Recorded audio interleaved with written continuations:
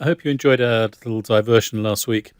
We put together the video as part of our presentation for the Highland Spotlight, which is part of Highland Business Week organised by the Inverness Chamber of Commerce.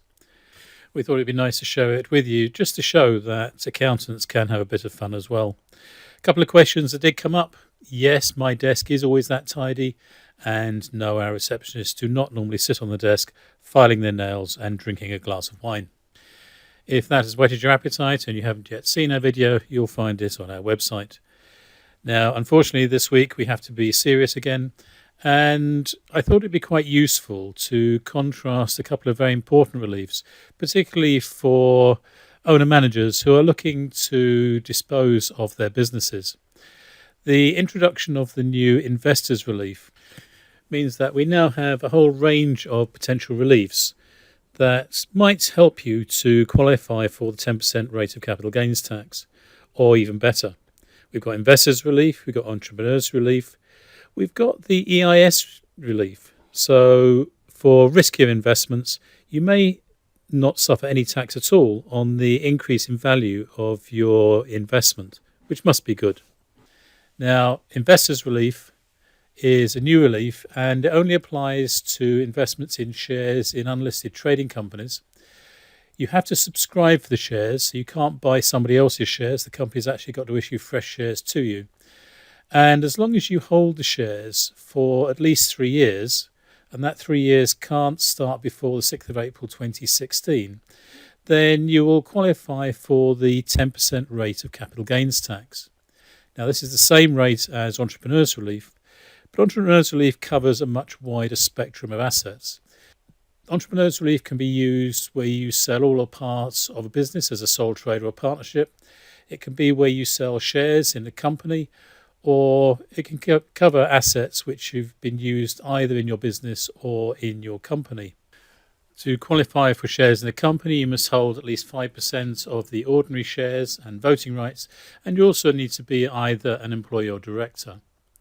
Now, if you're selling all or part of a business as a sole trader or partner, then you must have owned that business for at least a year.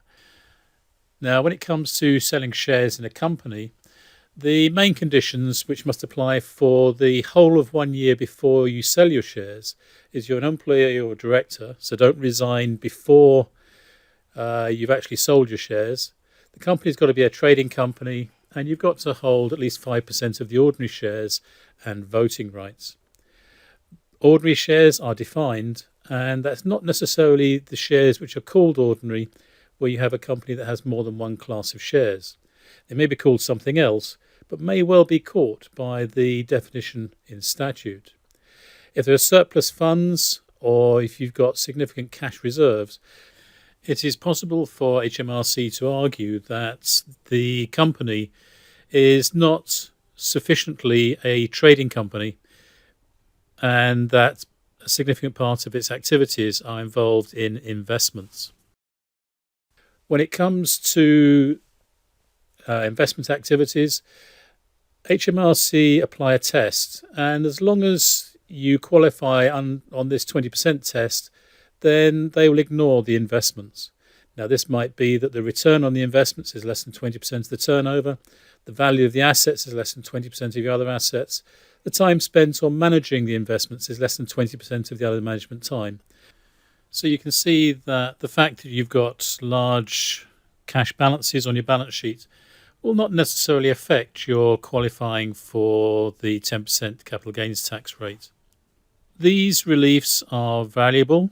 They need to be planned for, and you need to make sure you don't trip over by doing silly things like resigning from a company before you've actually sold your shares.